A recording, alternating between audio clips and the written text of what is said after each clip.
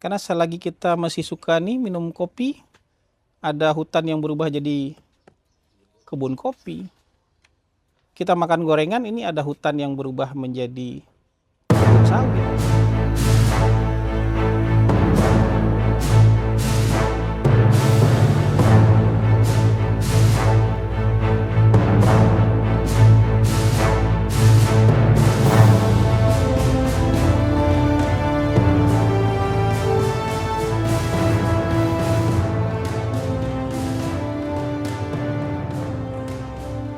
Pernyataan mantan Kepala Kantor Komunikasi Kepresidenan Hasan Nasbi yang mengaitkan kebiasaan minum kopi dan makan gorengan dengan penggundulan hutan menuai kritik luas dari warganet.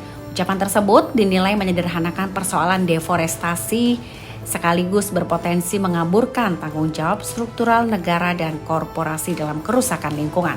Hasan menyampaikan pandangan itu dalam sebuah tayangan di kanal video YouTube pribadinya yang diunggah pada Sabtu 13 Desember. Ia menyinggung narasi publik yang kerap menyebut penebangan hutan sebagai penyebab utama krisis lingkungan. Namun menurutnya, persoalan itu tidak bisa dilihat secara hitam putih saja. Hasan berargumen, selama masyarakat masih memiliki kebiasaan mengkonsumsi produk tertentu, akan selalu ada konsekuensi ekologis di belakangnya. Pernyataan itu pun dengan cepat menyebar di media sosial dan memicu reaksi keras. Dalam pernyataannya, Hasan Nasbi mengatakan, selagi kita masih suka minum kopi, ada hutan yang akan berubah menjadi kebun kopi. Dan selagi kita masih makan gorengan, ada hutan yang berubah menjadi kebun sawit. Banyak warganet menilai Hasan Nasbi sudah menggiring persoalan deforestasi ke arah atau ke ranah perilaku individu.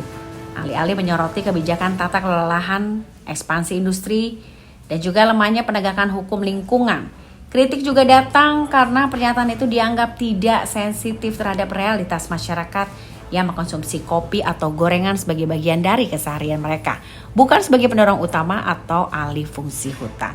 Sejumlah pengguna media sosial juga menilai argumen itu problematik karena mengesankan seolah-olah tanggung jawab kerusakan hutan berada di pundak konsumen dan bukan pada sistem produksi serta rantai pasok yang dikendalikan oleh korporasi besar.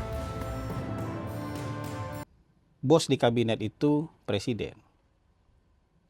Hanya presiden yang bisa memberikan peringatan kepada anggota kabinet, baik itu secara tertutup maupun terbuka.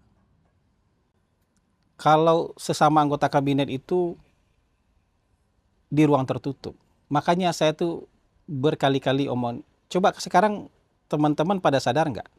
Ketika bukan Pak Purbaya yang menyenggol menteri lain, kelihatan nggak bahwa kabinet jadi kelihatan tidak solid? Kan berbalas-balasannya jadi nggak solid. Padahal kita justru sekarang lagi butuh solid-solidnya ini. Di tengah bencana ini justru lagi butuh solid-solidnya dan nggak bisa ditawar nih soliditas itu. Makanya jawaban dari menteri-menteri lain pasti nggak enak juga kan? Jawabannya Pak Bahlil nggak enak juga. Jawabannya Raja Juliantoni bilang, ini udah minta maaf nih gitu. Jadi kelihatan jadinya kabinetnya jadi saut-sautan dan jadi, padahal kita butuh sekarang kerjasama untuk ini. Persoalan taubatan nasuha, ya ayo kita taubatan nasuha. Semua kita taubatan nasuha. Tapi dudukan perkara pada tempatnya. Jangan main jurus pukul rata. Ya, ini bukan kesalahan satu orang dua orang nih. Coba lihat dulu kesalahannya, benar nggak kesalahannya menteri yang bersangkutan. Gara-gara satu kejadian, nih mereka baru jadi menteri 1 tahun, benar nggak gara-gara kesalahan mereka? Apakah ini kesalahan kita sudah berpuluh-puluh tahun misalnya? Kita tarik 50 tahun, kita tarik 40 tahun, kita tarik 30 tahun. Ini kan, ini yang harus ditelusuri. Benar nggak terjadi kesalahan di situ? Ada yang bilang, oh ini akibat hutan ditebangi. Mungkin. Tapi kemudian jangan pukul rata. Karena selagi kita masih suka nih minum kopi, ada hutan yang berubah jadi kebun kopi. Kita makan gorengan, ini ada hutan yang berubah menjadi kebun sawit. Ini minum tempat begini, ada hutan yang mungkin digali perut bumi untuk dapatkan logam. Seperti ini kita menggunakan HP, ini kan macam-macam nih bahannya nih. Dan ini kan nggak turun dari langit. Ini ada perut bumi yang digali untuk kita bisa punya HP. Bahkan ketika mereka marah-marah soal hutan ditebang pakai jari itu pun yang dipegang oleh jarinya itu hasil mengeruk perut bumi itu. Ada hutan yang ditebang itu yakin. Jadi hutan ditebang ya tentu harus ada pengawasan dan pengaturan. Di wilayah konservasi nggak boleh hutannya ditebang. Atas nama apapun nggak boleh hutannya ditebang. Kalau ada pelanggaran usut di situ. Tapi kalau hutannya sudah ditetapkan sebagai hutan kawasan tanaman industri, ya kan? Berarti hutannya boleh ditebang dan boleh ditanam tanaman lain selain pohon-pohon yang pernah ada di situ. Tanaman pohon yang untuk kebutuhan produksi. Kalau sudah menjadi kawasan perkebunan, dia jadi perkebunan. Tapi kalau misalnya nanti berdasarkan penelitian, oh ini nggak ada, ya udah dialih fungsikan dong. Nanti dialih fungsikan. Tapi jangan marah-marah secara sapu rata begitu.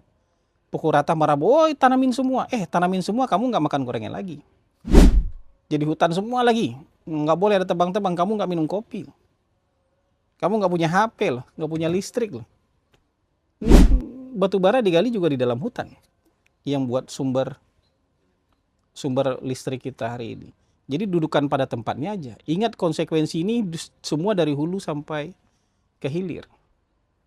Kalau kita sudah misalnya dengan solar panel semua, nanti mungkin kita bisa kurangi soal produksi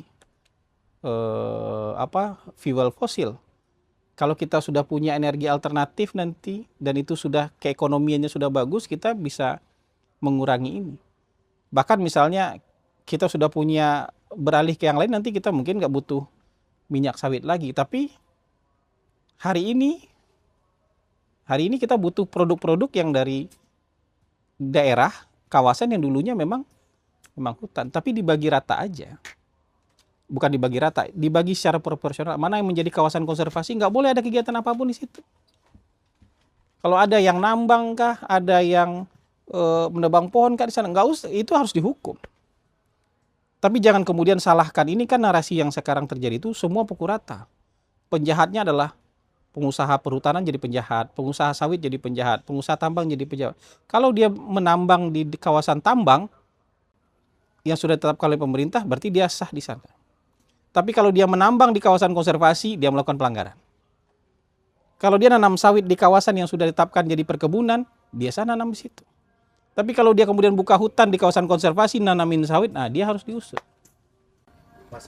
Jangan lupa subscribe ya.